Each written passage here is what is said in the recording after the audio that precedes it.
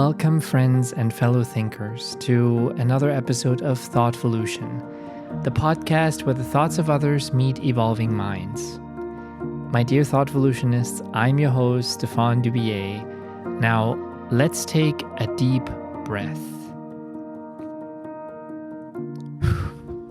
Because today's episode is a special one. It's the final episode of our first season, and it comes with a whirlwind of emotions.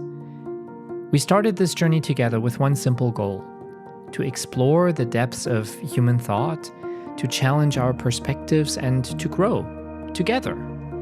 And in every conversation and in every revelation, we've done just that. We've evolved. Now, as we reach the season's end, it's not without a tinge of sadness. However, there's a joyful reason behind this pause. I'm adopting one more kid. Yes, another beacon of potential, a bundle of love, another evolving mind joins my family, and I could not be more thrilled. But as you might imagine, this new addition requires my undivided attention. Therefore, ThoughtVolution will take a little break. I know it's hard to say goodbye, even if it's just for a while, but this also offers you a chance to revisit our past episodes, to relive those fascinating discussions, to let the wisdom of our guests sink in, to catch up on the ones you may have missed, and most importantly, to continue your own ThoughtVolution.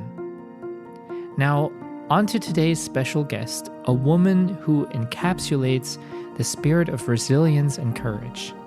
Terry. She's a writer, a storyteller, a woman of incredible strength. Born and raised in the vibrant city of Detroit, her life was turned upside down when the person she loved became a murderer. Terry is a homicide survivor, but she is so much more than that. She's a symbol of defiance in the face of tragedy, a beacon of hope for others who have survived similar experiences. And now she's here, wearing her heart on her sleeve, ready to share her story. Terry's mission transcends her personal narrative. It addresses the societal issue that is often overlooked, the silencing of survivors' voices. She challenges the norm, advocating for survivors, especially those affected by school shootings, to step forward and share their stories. She's a firm believer that victims and survivors are more than just footnotes in a news article. Their stories deserve to be heard. Every day, countless lives are lost to senseless acts of violence. Terry fights to ensure their memory lives on and their stories spur change. For Terry, this isn't just about moments of silence or offering condolences. It's about fostering conversations, promoting meaningful change, and shifting the narrative from tragedy to action. This is what she advocates for. This is her mission, and today she's here to share it with us. So, my friends, as we embark on this final journey of the season, prepare yourselves for a story of heartbreak, survival, resilience, and most importantly, hope. Welcome to ThoughtVolution. Trigger warning. This episode contains conversations about homicide, murder, violence, suicide, and depression. If any of these subjects are a trigger to you, please prioritize your mental health and skip this episode. Hi, Terry. Thank you so much for being here for this final episode of Season 1 of ThoughtVolution. Why start on a lighter note when we can begin by talking about finality? How do you wish to be remembered one day when you are gone? The way I want to be remembered, it's funny you should ask that because I just had a shift in perspective about my life as I have gone through my healing journey. Prior to healing, I'm a mother of 3 and a grandmother of 8. I have a blended family. My former husband had 2 children, I had 1, and they gifted us with 8 grandchildren.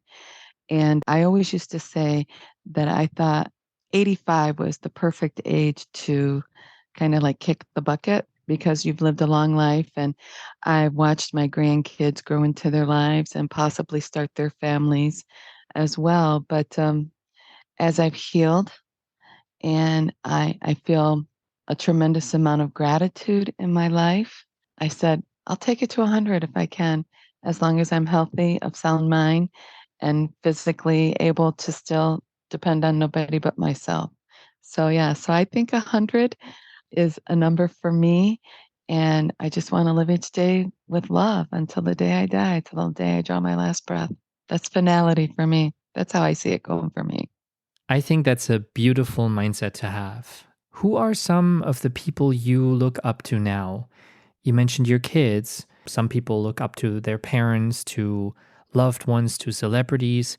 Who inspires you and why? I would have to say the person I look up to the most, who inspires me the most, would be my dad. I was a daddy's girl, so I'm grateful to have had him in my life.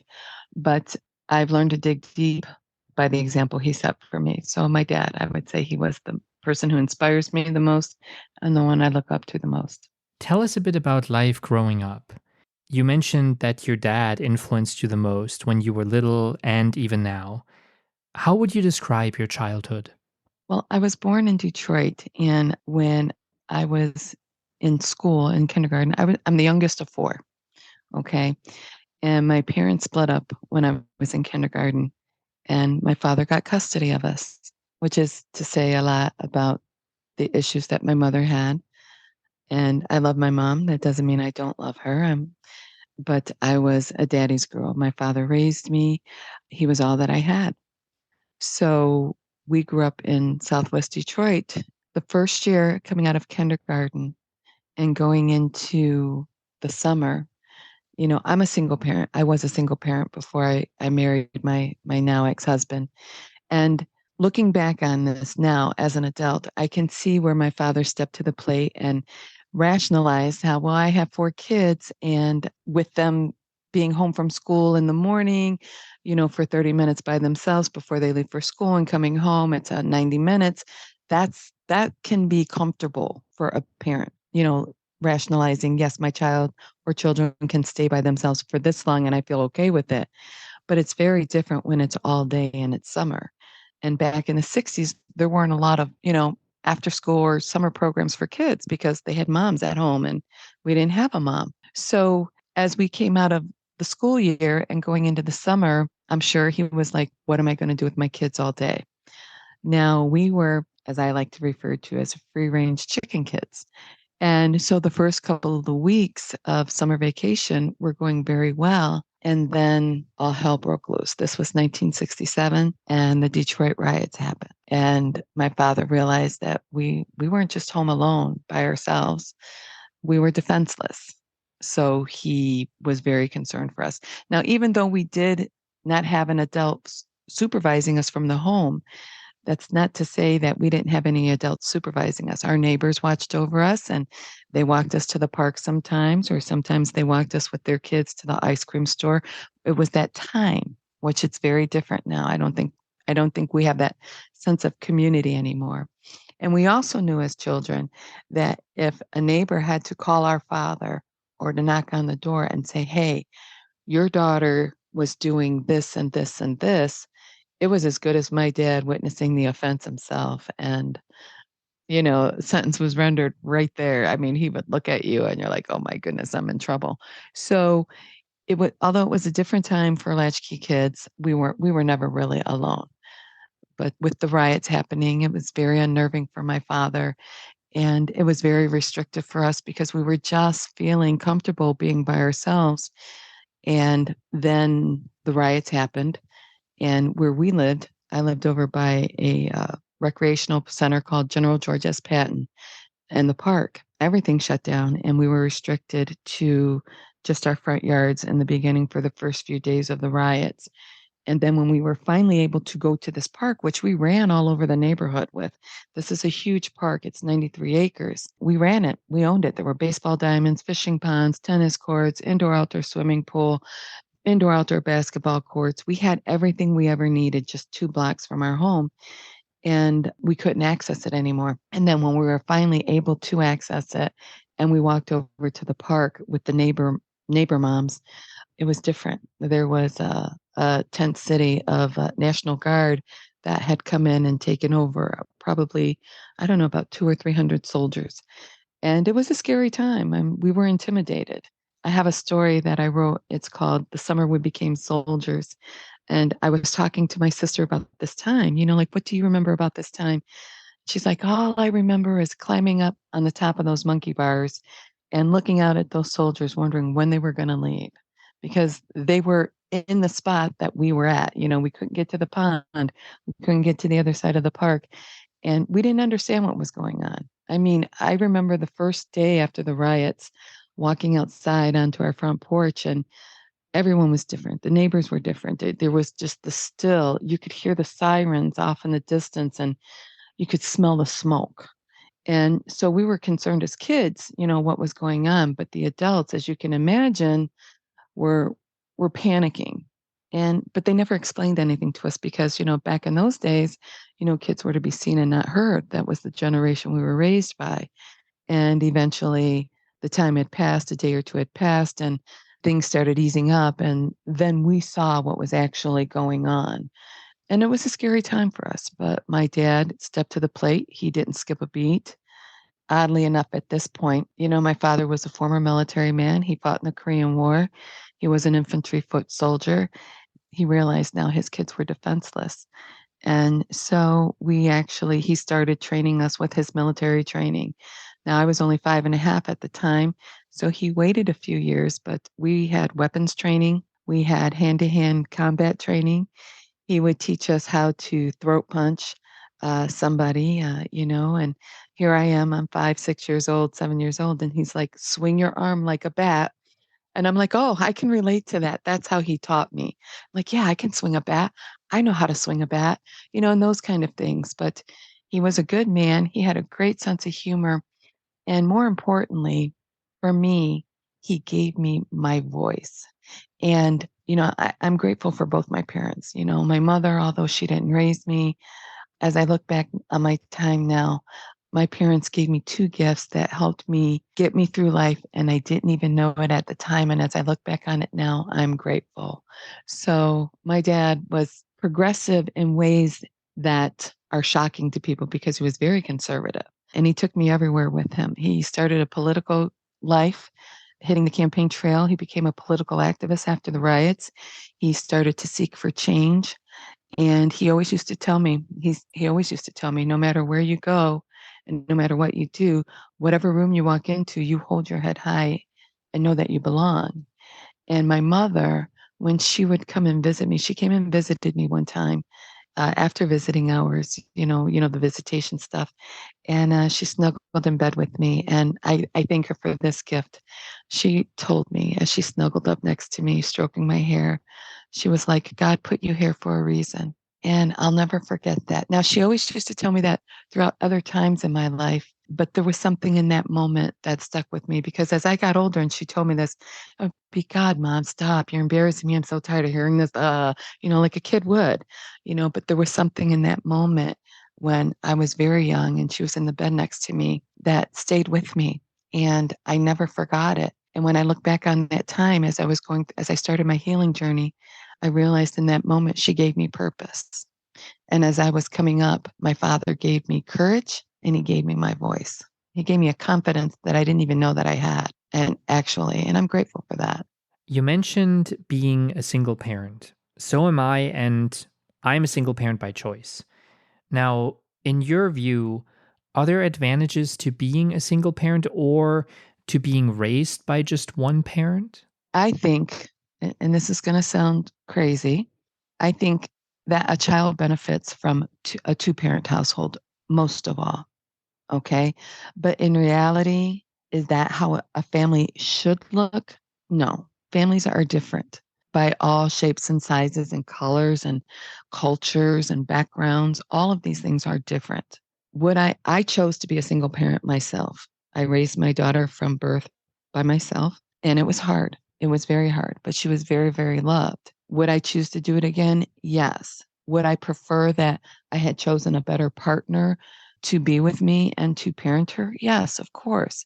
It's important for children to know the love of two parents, to see a healthy relationship. I would have to say that is probably the most important thing. I was not able, as a single parent, to teach, to model, to show my daughter what a loving, healthy relationship was. And you can't do that as a single parent. And I was very honest with her too, as I was raising her. I'm like, as she started high school and started dating, I said, the only thing I regret is that I was never able to provide you with a healthy relationship modeled for you. But the most important thing I hope that you learn is that when you learn to love yourself and you wait for no one, everything comes to you. And I always used to tell her, you need to love yourself and put yourself first. Would you describe yourself as a relationship person? I know you ended up in one that got as bad as it could get, but that is probably not how it started. Tell us about how it all began. I met my daughter's father, my ex-boyfriend, when I was 15 years old. I used to babysit his younger sister. And it was like anything else, a teenage romance. I liked him. He liked me. He was a bit of he was the kind of boy that all the girls wanted. And I was excited that he wanted me. So there was that. And it was sweet. It was innocent. He was my first love. He was my first sexual experience. And as a sexual assault survivor, I also survived childhood sexual trauma. And I spoke to him about it. He was the first boy I talked to and I confided in. And I just had such a wonderful time with him. And there was such an innocence. And when I could talk to him about it, he gave me a safe space. I always wondered, I had begun to wonder, as I grew, about sexual curiosity and what it would be like for me because I had experienced a trauma that I didn't ask for as a child. And he taught me, he gave me autonomy over my body and let me just be me. He wasn't like, and it's hard to describe because we were young, but there was such a tenderness to it. Most people talk about their first time as being this awkwardness.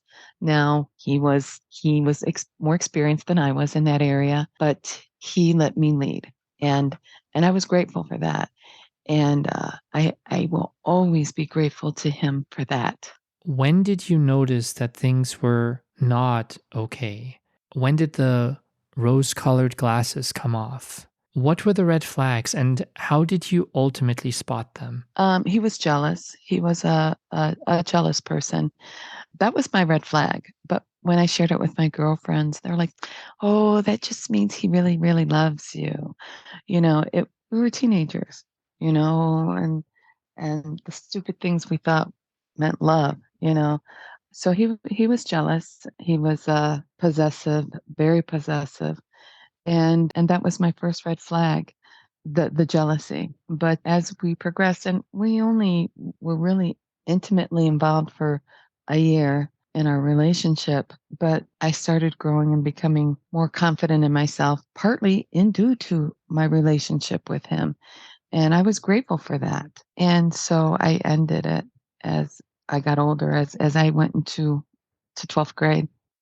I said, no, I don't want this. I don't want to be with anybody. I want to move to New York when I graduate from high school and be a writer. And that's what I wanted. And I broke his heart and I didn't mean to. And I guess he got desperate. And then something absolutely horrifying happened. Can you take us back with you and tell us what you experienced? I had my daughter on July 4th of 1980. And it's funny how quickly my life changed when I made the decision to become a mom and to be a single mom. We celebrated her first birthday in 1981 and with a big parade and down Verner Highway. And I used to clown around, and some of my friends who were clowns, they came and they were tickling after her. And it was such a beautiful first birthday. And from July 4th of 1981 to July 4th of 1982, my life changed drastically. And I'm a homicide survivor, and we have what we call homicide anniversaries. And my homicide anniversary is April 30th of 1982. And I had been living on my own for about 8 months. And I was in my apartment and I was excited about the life I had planned for me and my little baby girl. And I was going to school and I had a routine. We had a routine. I would get her up and, take her to the sitters, and I would take the bus to school, and I would come home and we would do dinner. I had a little schoolroom set up for her, and where I taught her alphabets and numbers and colors. And it was beautiful. It was a beautiful time in our life and so innocent. And when I think of that time in my life, our lives, there was the me before and there was me after.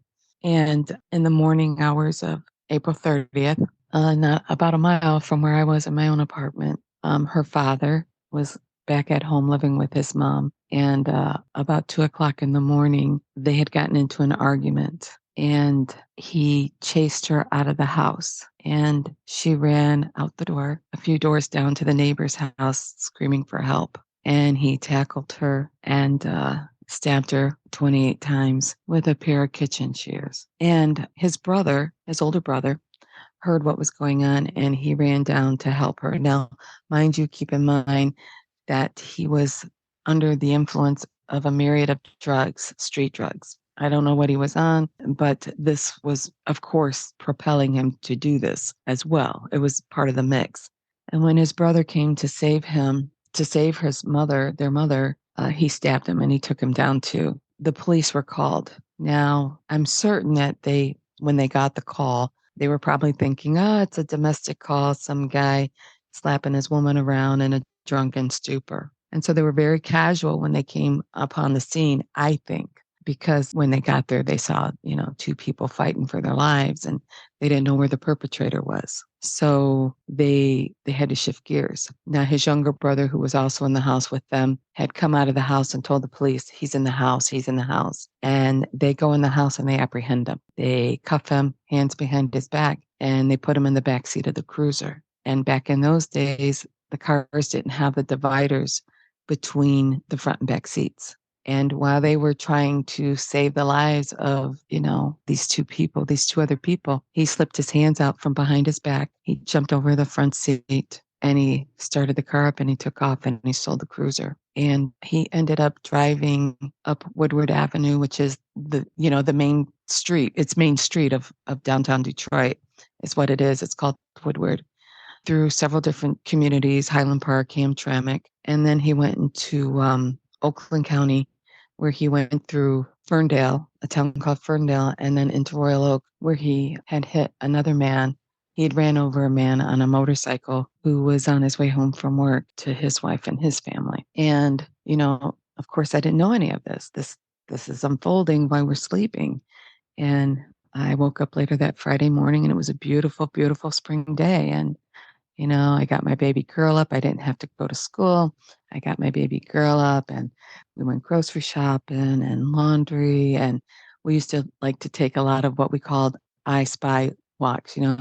I spy with my little eye, and, or show me a triangle or show me a circle. It was those kind of things. And we had just come back from that walk. All the errands were ran and the house was cleaned, and we went for this walk. And then I come home and I remember, I had made her breakfast for dinner. She had oatmeal and jelly toast, and she was sitting at the dinner table and in her high chair, and she was eating, and I was doing something. I don't remember what I was doing exactly. And my phone rang, and it was my mom. And she was my mother tends to be very dramatic, as we all think our mothers can be. And she says to me, she goes, Terry, I have some news for you. I need you to sit down. And I said, oh, stop. Just tell me, and she's like, no, I need to know you're sitting down. And so I lied to her.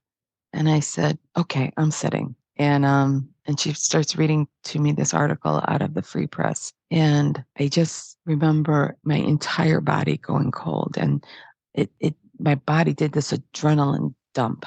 And I mean, it wasn't just like a rush. I mean, from head to toe, my body was just like shivered with it. I got really nauseous and I felt like I wanted to throw up. And I remember dropping the phone and falling to my knees, and I couldn't breathe. I felt like I was drowning, and I was pounding on the floor and I was trying to find my breath, and my mind was just crazy. And then all of a sudden I find my breath again, and there was this like caterwauling that just came out of me.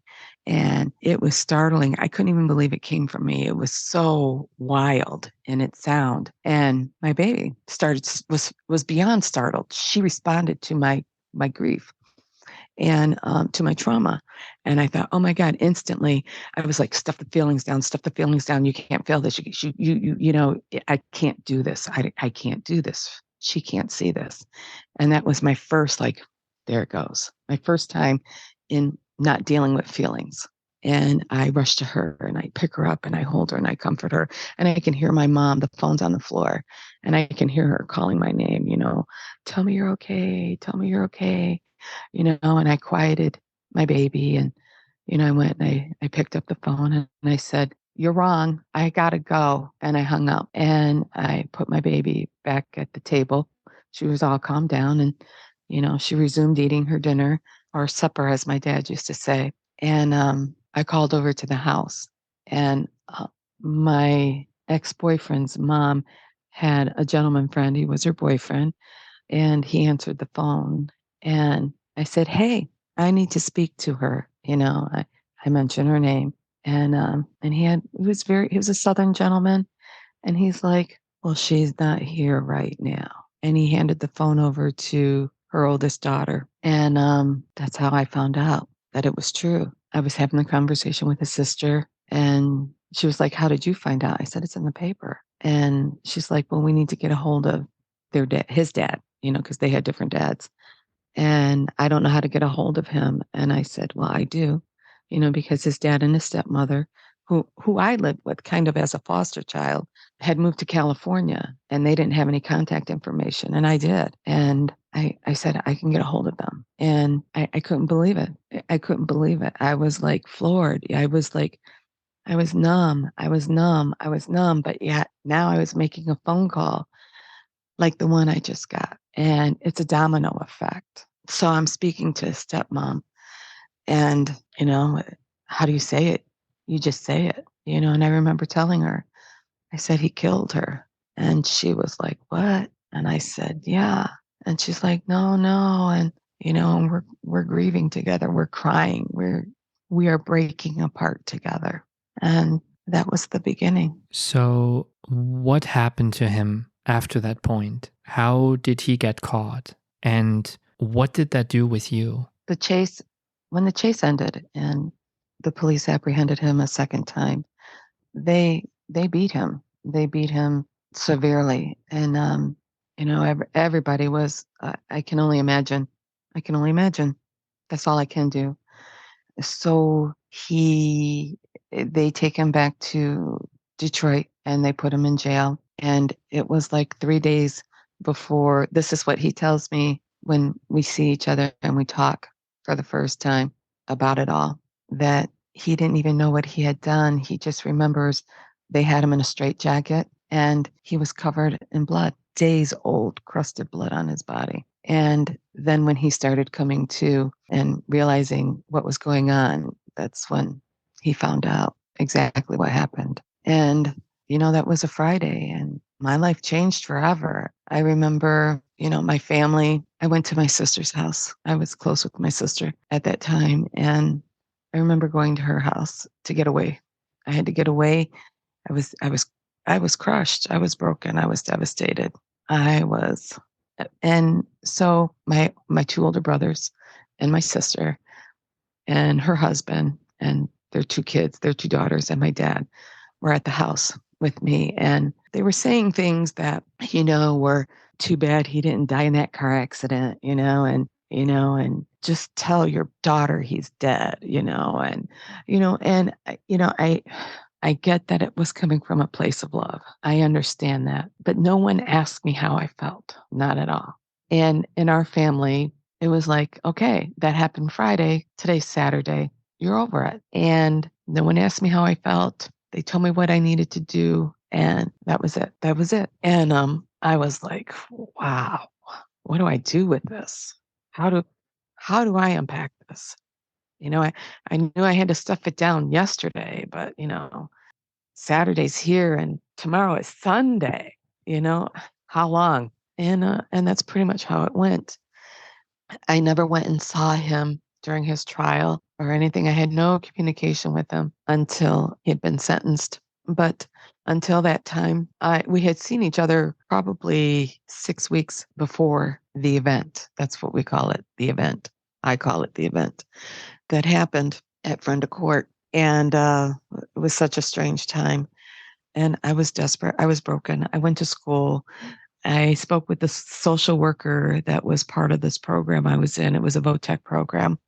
And I told her what happened. And I said, I need to stop this child support case against him. I said, this is what happened and I can't deal with it. And so she took care of it for me. And then things just got worse for me because I couldn't talk about it.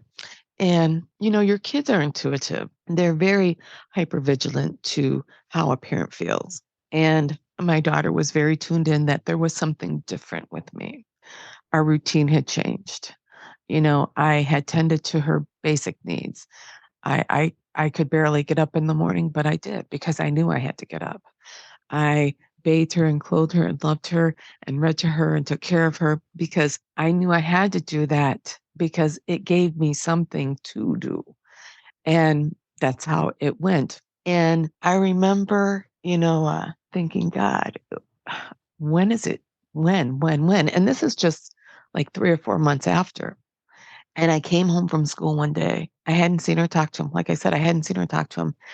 And I think this is probably about November or something, around my 21st birthday. And I had a letter in the mail from him from prison. And I'm reading it. I don't really remember what was in the letter. It's his proclamation of love to me because I tossed it aside and I was reading the other 3 letters he had attached to it. And they were songs that were handwritten. And it was 12th of Never, Always on My Mind, and Open Arms. And I remember going, I was like, now I have to worry about his feelings for me. And I don't even know how I feel about life or anything at all. How did you survive after all of that?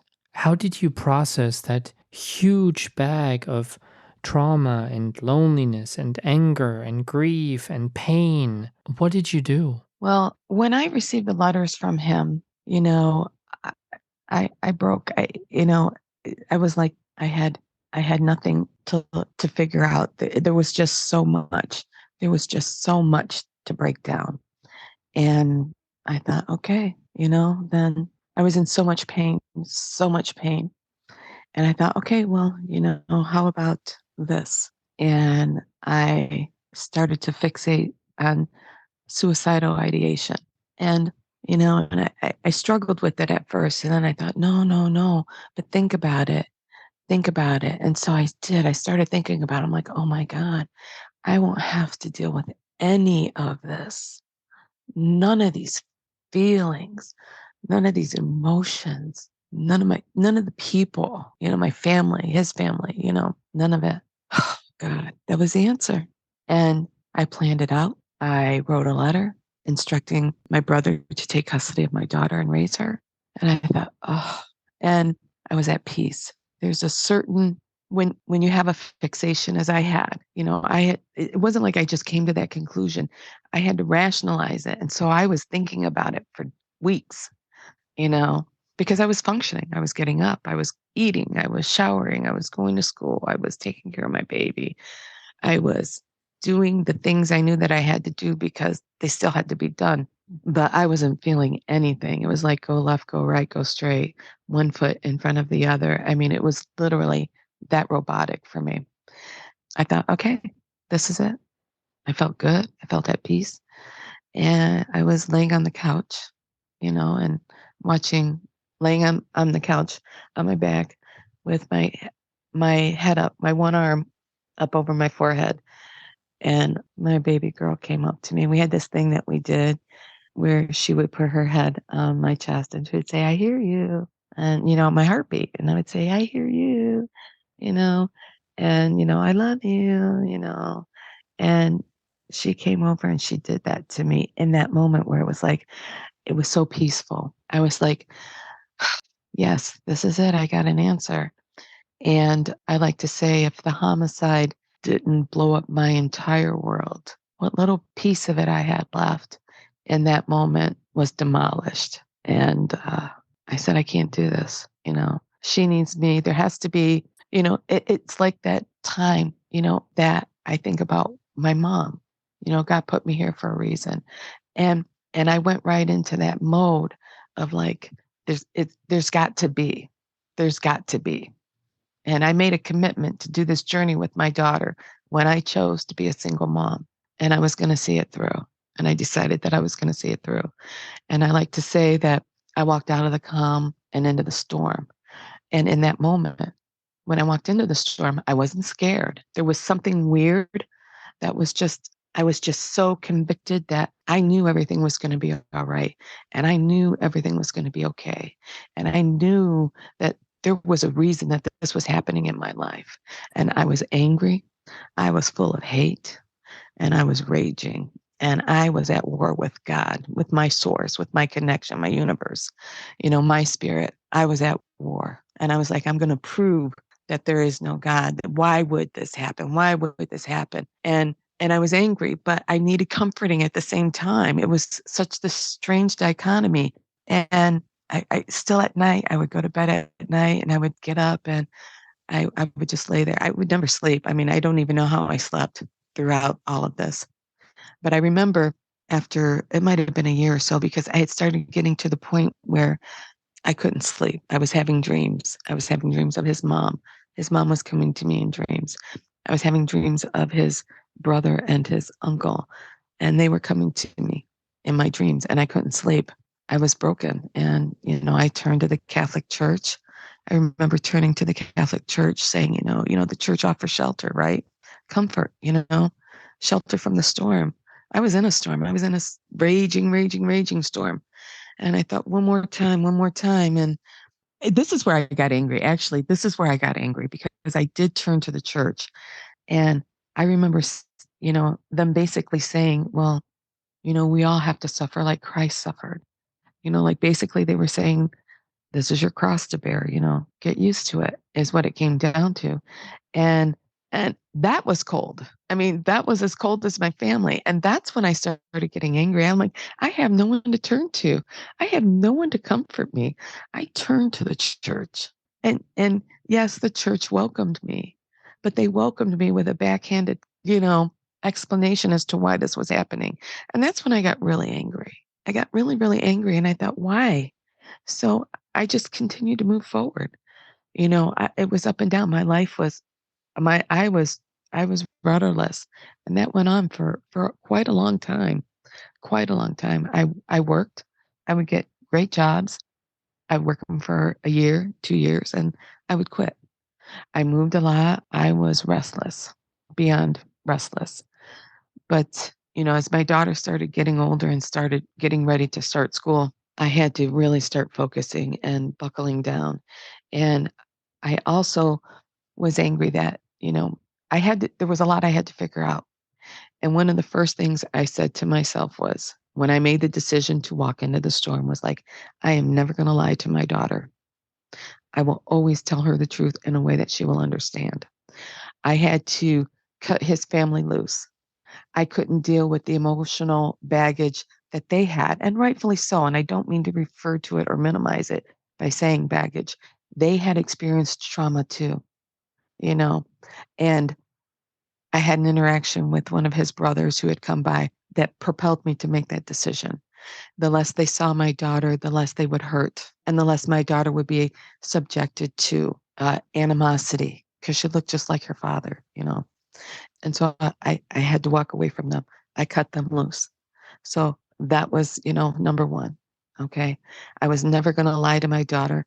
I was always going to tell her the truth in a way that she would understand, because I didn't want her to hear adults over talking one day about it and her finding out that way, or her cousins going, there's a family secret and this is it, about her father. She was going to hear the truth, and it was going to be from me. I would never lie about my life and my experiences prior to having her. And that's how we started our relationship. And as she got older, she asked me one day, do I have a dad? Because she's in school. She's, she's 4 years old and she's in Head Start.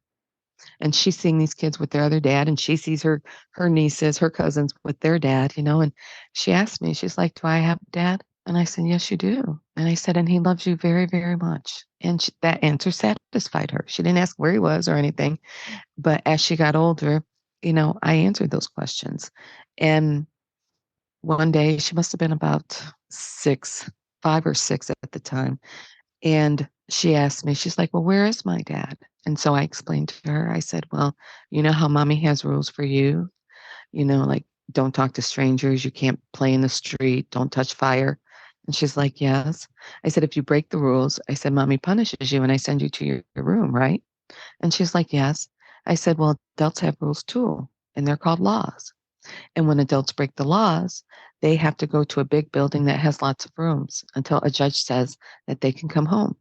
I said, "And your daddy broke the law and he's in a room where the judge told him he had to go." And she was like, "Oh, okay." And it made sense to her. And I was very proud of myself because as I'm stepping through these minefields, the instinct in me, the intuition that I had to be that for her, I'm proud of myself. What I'm not proud of when I look back on it was not allowing myself to heal, but that's a different story. And I was very proud of how I handled it. And out of all the crimes that he committed, when I tell people this, he served a combined sentence of 7.5 years, and then he was eligible for parole. And now my daughter is in the 4th grade. And I knew when she started her school career that I didn't have all the answers. I didn't have all the answers. I didn't know. I knew I needed help with this. So when she started her school career, I turned to the principal, and we were in Dearborn Public Schools. And I said, "Hey, this is what's going on in my home, and I need help." And I'll never forget it. He made a phone call. He goes, "I'm going to get back to you." He made a phone call. He got the school social worker involved. We had a meeting with the teacher. And I said, "I need to know that, this is what's going on." And as I tell her this story and she learns the truth about her father and what he did, I need to know that if you see anything shift or change here in school. And they even went one further. They set her up with sessions with the school social worker, and we created an alliance. And that was instinctive to me. It's almost as like that was my purpose. And that's how it went. And so in the 4th grade, I get notification he's being paroled. And so we make contact. He contacts me and he's like, as I knew, he wanted to see his daughter. And I said, "We need to talk in person first." So we did. We met. And I said, "I need to get a feel for you to make sure that you're okay. Number one." I said, "And number two, this is her choice and her decision." I said, "I have to tell her everything now about what happened with your mom because she doesn't know that yet. She knows everything up to." And I said, "And if she decides she wants to meet you, then I'll make the arrangements." I said, "And if she decides she doesn't, then it's not happening." And he's like, "Okay." So I go home. I wait a week because I always told her news about her father on a Saturday because I didn't want it to upset her school week. So come Monday, maybe she might have some of it out of her system. And so the following Saturday comes and I take her out, and I said, "I have something I need to tell you." And she's like, "Okay." And so we talked about her dad. She had asked me prior to this, "Well, what law did he break?" And I told her, I said, "Well, you can't hurt people, and your dad hurt people that we love. And so he's being punished for it." And so she knew that he had hurt someone. She just didn't know anything about it. And so I told her. And the only person that I told her about was her grandmother. I didn't make mention of anything else because that was enough for a 9-year-old to go through. She was 8 going on 9 at the time. And so I didn't tell her anything else. But I said to her, I remember sitting there looking at her and I said, "Remember when," and I went over all the steps of telling her, "When I told you this about your dad?" And she's like, "Yes." "And when I told you that about your dad, when he hurt people that we love?" And she's like, "Yes, I remember."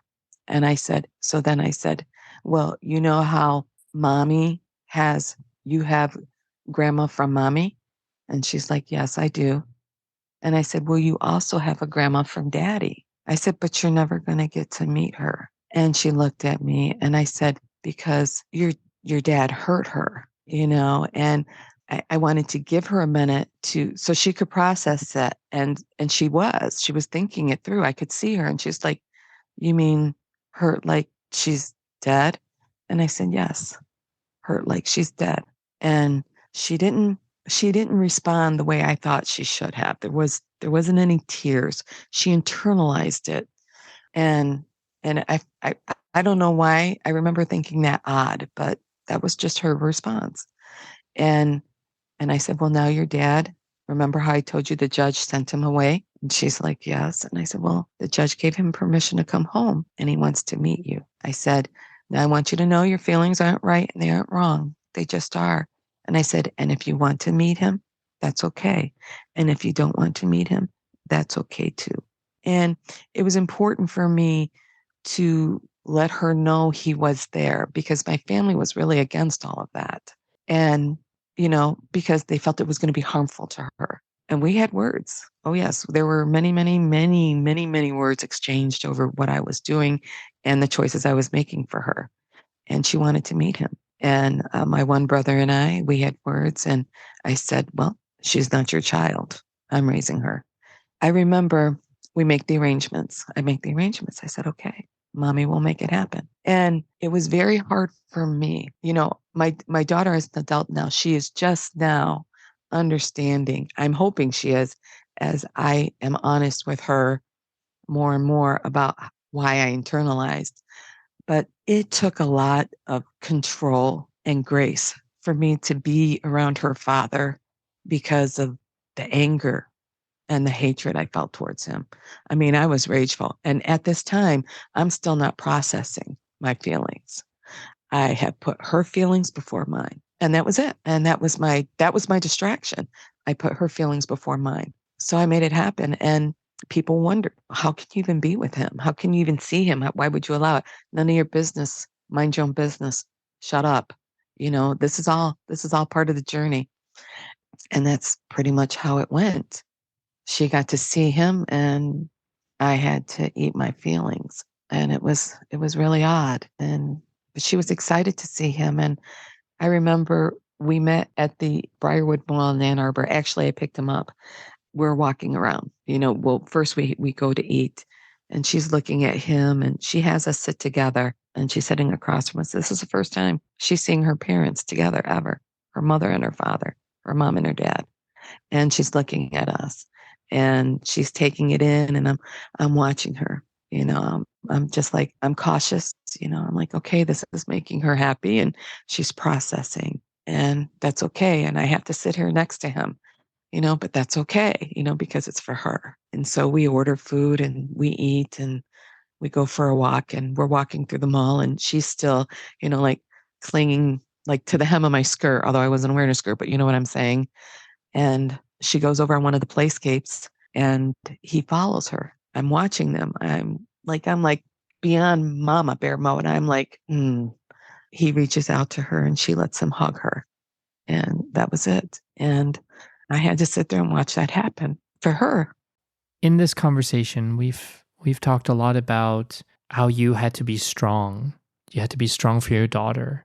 You had to manage, even at the toughest times that you went through, when you almost lost it all. You did not really invest a lot of time in rebuilding you, in healing you. So I wonder, when did your healing journey begin? And where would you say you are at in that journey as of now? Life is funny.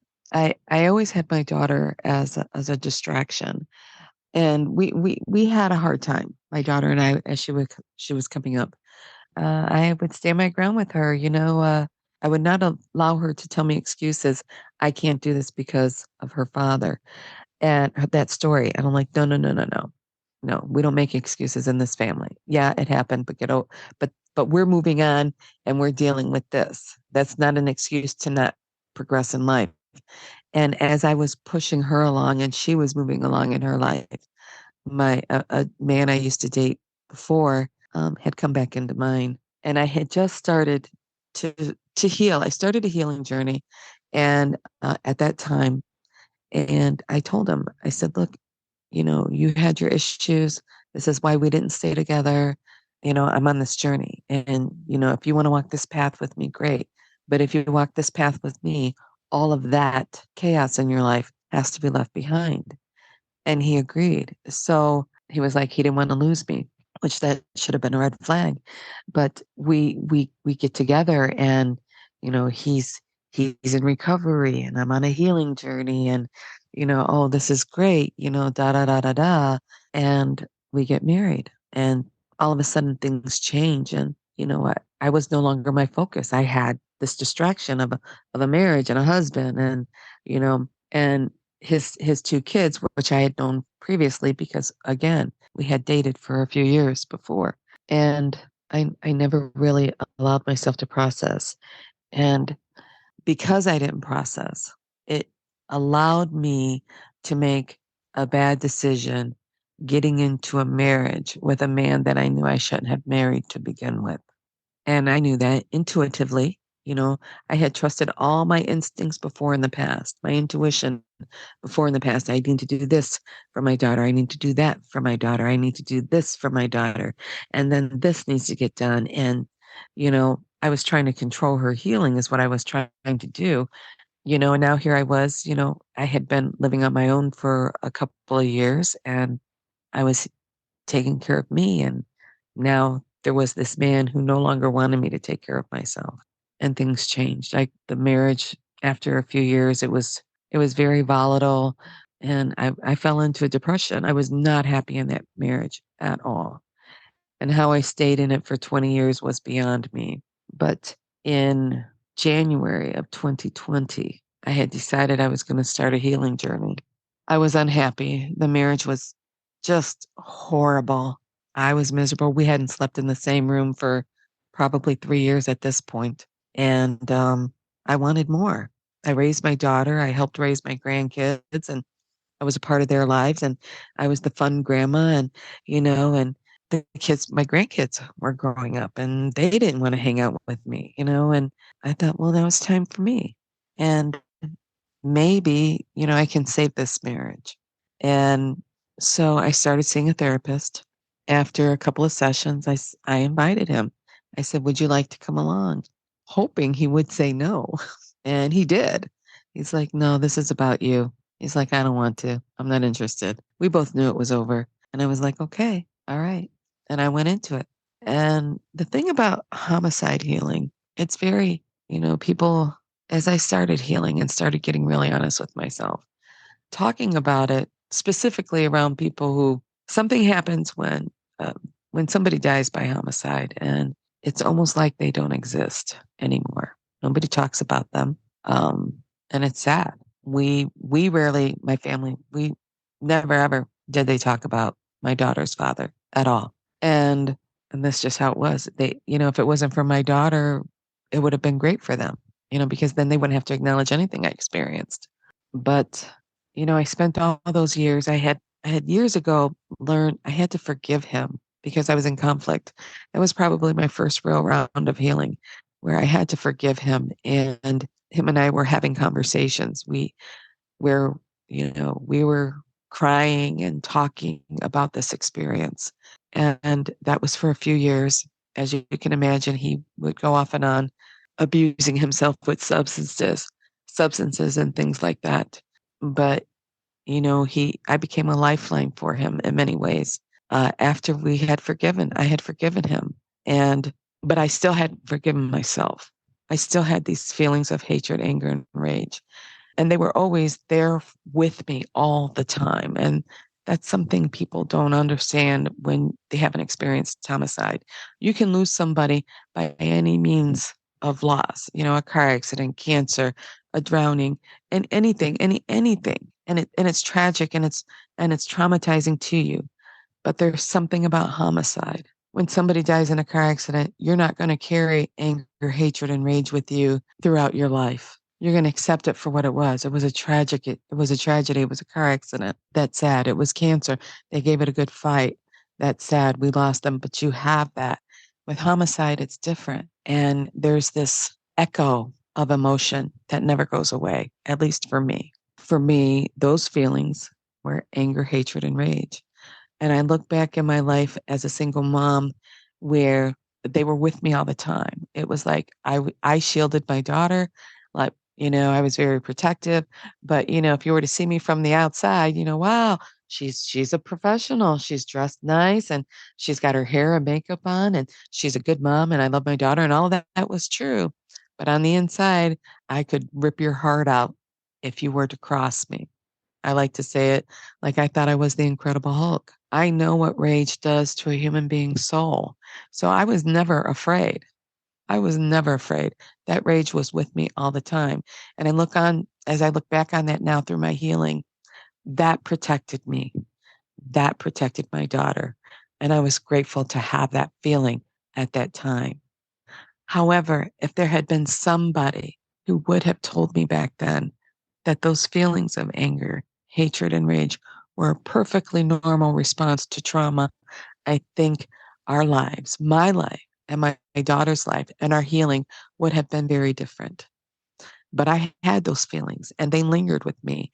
And that's how I utilized those feelings as a way of protecting myself and my daughter.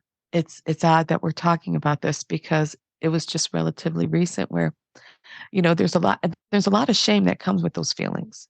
There's a lot of shame with homicide too, because you're feeling these really overwhelming feelings. And from the time we're kids, we're taught, things that make you feel bad aren't good. You don't feel that. You don't want to feel that. That's bad. That's bad. Don't look at it. Here's good. Here's happy. Here's laughter. Here's joy. Here's funny. Here's this. Here's that. The pursuit of happiness. It was gifted to us by our forefathers, right? You know? So we don't want anything bad. Don't look at bad. Don't look at bad. And so here I was struggling with these feelings of I was playing a part of being good, of looking good and feeling good. But I was hating on these feelings over here, not knowing at the time these feelings were doing what they needed to do, which was protect me. But I struggled with that and I was ashamed of those feelings. And for a long, long time, up until recently, I was very, very ashamed of them. I have made peace with them. I identified them. I had to break them down. There was a lot of anger. There was a lot of hatred. There was a lot of rage. I now know that they're there if I need them ever, ever again, if I need them to call on them to defend me and to protect me.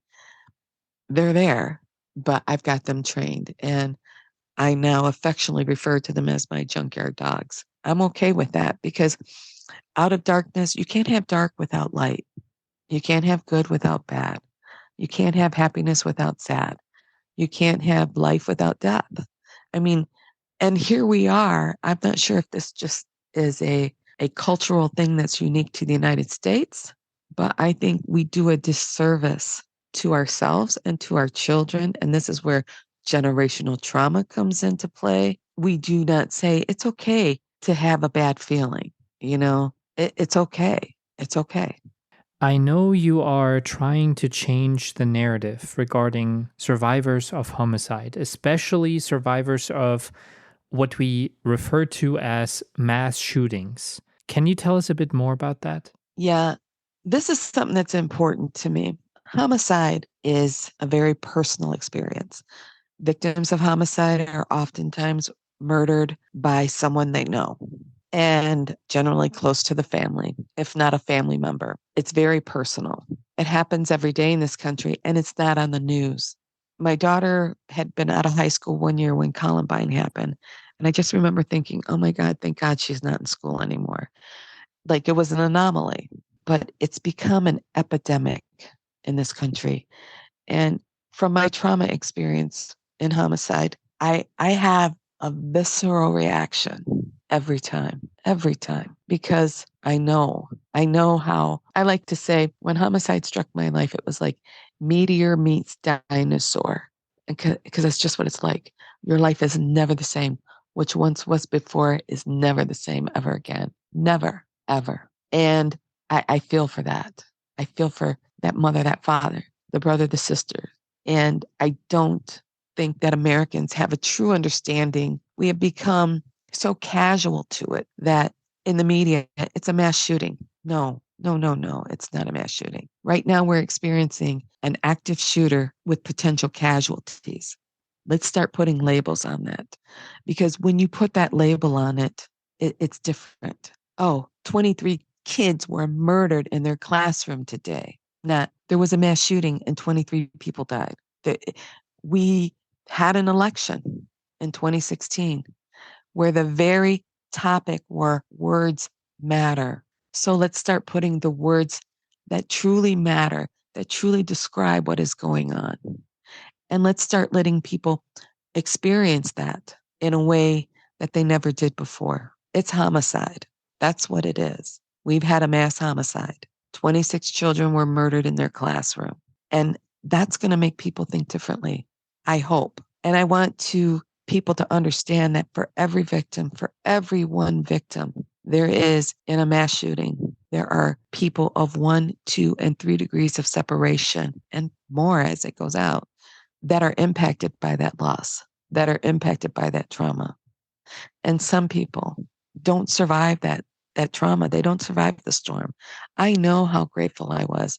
For some reason, I have always had a sense of gratitude where I would say to myself, it could be worse. It could be worse. It could have been me. It could have been anybody. Anything can happen. And people don't understand that because they can change the channel and turn the page.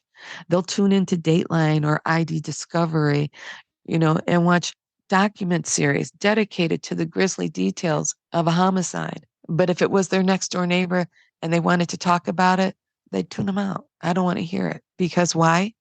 Because survivors like myself are just a reflection of how ugly a society we live in. And we are a violent country. And it's time we start facing that. And I think when we start talking about mass shootings and identifying them as homicides and taking the method in which they've been murdered off the table and start saying they were murdered, because somebody can be shot and survive it. Somebody can be stabbed and survive it. But when we take the method in which these homicides are being committed off the table and start discussing ways that we can resolve this issue of the violence that we experience in our country, then we can drag and we start focusing on those that are left behind. Because once the homicide victim is gone, they're gone, but they are not forgotten to the people who they were ripped from their lives. And when people start seeing that and start realizing it's just not a one-off, it's just not one person, it's a family, then maybe we can start having some empathy. I am very disgusted by our elected officials. We have Lauren Boebert, who was on TikTok with a t-shirt that was gifted to her where it said, since we are redefining things, and there was an image of an AK-47, it said, this is now a cordless hole puncher. And we have Greg Abbott in Texas mocking 5 homicide victims that he said were here illegally and offering a $50,000 reward for the recovery of the man who murdered them. And he didn't say murder, he said shot them. And as a homicide survivor, that's a slap in my face. I tangled with gun protesters in Greektown 2 weeks ago, and the argument came out where one of the gentlemen said, I said, you will never understand the anger, the hatred, the rage. And this one man said to me, why would you hate? And it made me realize, I thought, what a stupid question. I just tell you what happened to me in my life, and you ask me why I would hate. And I realized people don't get it. They don't understand because they don't carry those kind of feelings with them on a daily after homicide like survivors do. And I think when people understand that more and more, it's my hope. It's my hope that it starts to change, that people start saying, yes, we need to look at this. And then start discussing the method in which homicide is being committed in this country and breaking it down and dealing with it. And of course, we know this country loves its guns, but it's a conversation that needs to be had with the survivors of these homicides in mind and the nation as we come to grips with how violent we become and start to heal. How do you use your lived experience specifically to help others? How can people learn more about you and get in touch with you? I think for me, going through what I went through was a very heavy experience. I have no regrets in my life. I have no regrets. And if I had to choose to do this all over again, as strange as it sounds, I would do it all over again because I love who I am. I genuinely know that I am good to the core. And I had to find purpose. I had to find meaning in all of this. I've always wanted to help others, and I could never find a way that I could actually do it. And that's because I wasn't healed. And so as I went through this journey and I started healing, I started to find my purpose. TikTok, this is going to be so crazy, is amazing. I was able to take the courage and the voice that my father gave me and I put it out there. And I'm grateful. Everything happens for a reason, and this is my moment. And I've come to my moment realizing that change has got to happen. And by encouraging people to share their homicide healing, and maybe we can facilitate change. On my podcast, I am inviting people to come and share their homicide stories, their homicide healing with me. It's very traumatic, and a lot of people don't like to talk about it because it even makes them uncomfortable. Some of them don't want to talk about it. I've had people reach out to me and say, my wife was murdered 16 years ago. You just learn to live with it. I had somebody else tell me how it's been 40 years and they still can't talk about it. Someone else tells me how they're living with it every day, and we're like walking zombies. And I am hoping through my experience, being very vulnerable about who I am and what I experience. And I'm not ashamed of those feelings. I'm not ashamed. I'm no longer ashamed of the feelings that I had because they are deep and they are real and they are raw and they don't make you feel good. They didn't make me feel good. And it's okay. It's okay that you don't feel good. You've experienced some trauma, but by talking about it and letting it go and healing yourself, you're healing those around you. I know that I tried to do everything I could to control the healing of my daughter so she would never have to feel those feelings like I felt. And she ended up feeling them anyway. She ended up struggling with her own ideation. She ended up going through the journey that she was meant to go through, and I had no say in it. The best thing that I could have ever done for her then was to heal myself, like being on a plane and the oxygen mask drop. You put yours on first. And that's what I should have done. But I didn't have anybody there to tell me. But I figured it out. I was still able to protect her while neglecting myself, but at least one of us was safe. So I thought. And so it's important in your healing. It's okay to put yourself first. It's okay to look in the mirror and sometimes not like yourself and hate the situation that you're in and to hate yourself. It's okay. It's all right. And then you can let it go because the minute you accept it, it's gone. It's no longer, you're no longer afraid of it. It's a part of who you are. It's a part of who you are. And yeah, that's just it. And I think that once people start sharing their stories and they're getting out there, hopefully it becomes, other people will start doing it too, getting on TikTok, sharing their stories, getting on some kind of media and saying, this is what happened. And this is how I felt. Talking to your legislators, having a meeting with them. If you have a grief group, have them come, listen to your grief. Have one of your local elected officials come and listen to you, your state representative. Get people to listen to your story because that's the only way that change is going to happen. And your story matters. Your words are important. What you've been through is important. And by sharing that, that's where change is going to happen. You don't have to be ashamed of your struggles. Not anymore. Everybody else has representation in this society. Why don't survivors of homicide have that? So it's time that we start representing ourselves. And I'm hoping that my itty bitty podcast, helps facilitate some of that change, even if it's just in my corner of the world, that impacts those around me and in my community. But we can't expect change to happen if we're not vocal about what needs to be changed. And only homicide survivors can really speak to what that change needs to be. So, how can people find your podcast and how can they get in touch with you? Also, thank you very much, Terry. This was an amazing conversation. I hope that we can have a follow up interview sometime. And I know that you want to close this with a very special poem. So here you go. Stefan, well, the name of my podcast is called There Is Life After, and you can find it on Spotify, Apple Podcasts, services, Google. Wherever you find your podcast, you can find the podcast. And the email for that is called thereislifeafter@gmail.com. And please have anybody, please, they can reach me at that Gmail and I'll definitely respond to them. When I was going through, it's amazing. I am now such a spiritual person. I have always been connected to a source, I now realize. And it was a source that was provided to me from my mother and my father when I was a little girl. And I was totally unaware of it. So all this time, as I'm going through this struggle and this turmoil, and I'm thinking I'm alone, I have that nugget of God put me here for a reason. And my father telling me, when you walk in a room, hold your head high and know that you belong. That was my purpose and my strength and confidence. So as I was going through school and I had made the decision to walk into the storm at that moment in my life, in class, we got this writing assignment. And I remember sitting there. I wrote this poem. And then we had to stand up and we had to read it.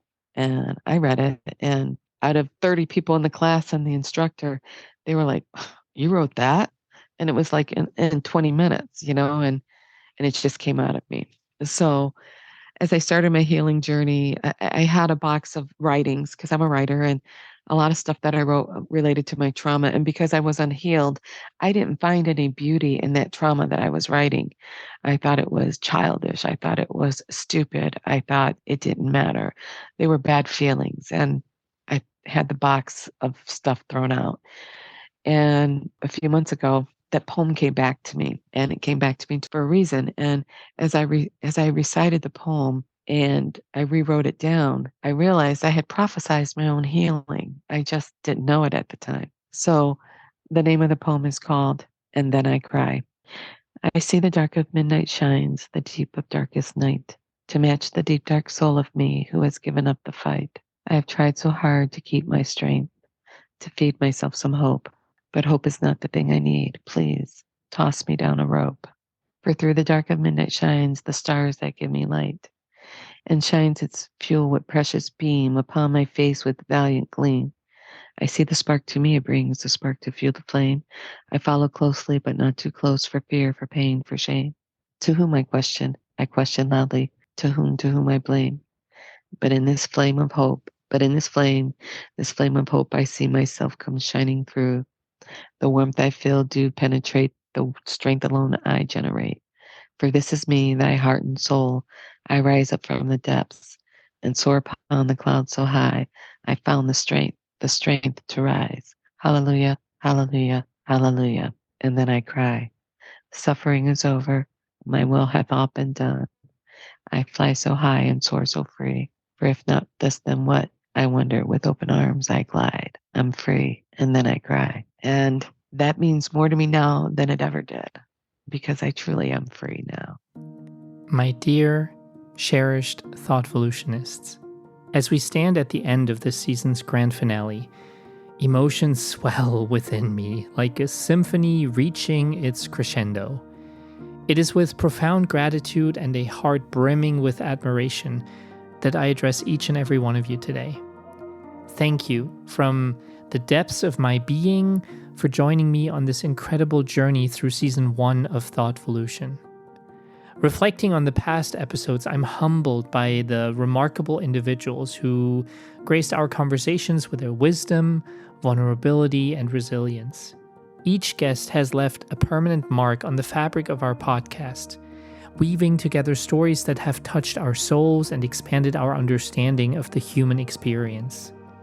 To Jennifer, Dustin, Anna, Nariman, Dawn, Donnie, Deb, Haley, Eric, Aaron, Suzanne, Olga, Dallas, Susie, Sandra, Scarlett, Yeti, Jenny, Jen, Balin, Charlie, Vicky, Emily, Tyler, Gabby, and Terry.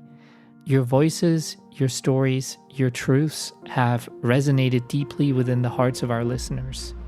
Together we've created something truly remarkable, a tapestry of diverse perspectives and shared humanity.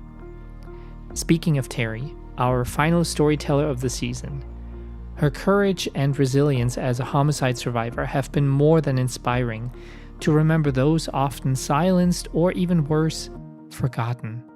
Her story stands as a testament to the strength of the human spirit, and her willingness to share her journey has undoubtedly inspired countless listeners. As we bid farewell to Season 1, rest assured that Season 2 is just around the corner, with lots of untold stories, new voices, and fresh perspectives waiting to be discovered. So, my dear friends, let the anticipation linger within you as we embark on another transformative chapter of ThoughtVolution. But before we part ways for what is left of the summer, I want to take a moment to wish each and every one of you many moments filled with warmth, joy, and profound connection. May the sun's rays illuminate your path, and may you find solace and inspiration in the stories we've shared. To stay connected with all things ThoughtVolution during this brief break, I invite you to visit our website at thoughtvolutionpodcast.com. There you'll find a treasure trove of information, including some updates on Season 2, our incredible guests, and ways to engage with our growing community. As we pause to catch our breath and gather the threads for the next season, please remember that your stories matter. Your experiences, your triumphs, and your challenges all deserve an audience. If you feel called to share your journey, I eagerly await your submissions. Simply fill out the intake form on our website and I will reach out to you with open arms and an open heart. Before I bid you farewell, I want to express my deepest gratitude to all of you, my ThoughtVolutionists. Your unwavering support, your heartfelt feedback, and your dedication to this podcast have fueled my passion and inspired me beyond measure. I am forever grateful for the opportunity to be a part of your lives and for the privilege of sharing these stories with you. As we conclude this chapter, I implore you to carry the lessons and the connections we forged together. Let us continue to listen, to learn, and to foster a sense of community that transcends borders, differences, and divides. I will miss you all dearly during our break, I can promise you that, but remember, this is not goodbye, merely a brief intermission. We will reconvene soon, ready to embark on new voyages of discovery, unity, and compassion. Until we meet again, my friends, enjoy the summer sun, savor life's simplest joys, and always remember to be kind to each other. From the depths of my heart, I love you lotsies, and I cannot wait to reunite for the next chapter of ThoughtVolution, the podcast where the thoughts of others meet evolving minds. I wish you love, light, and endless possibilities.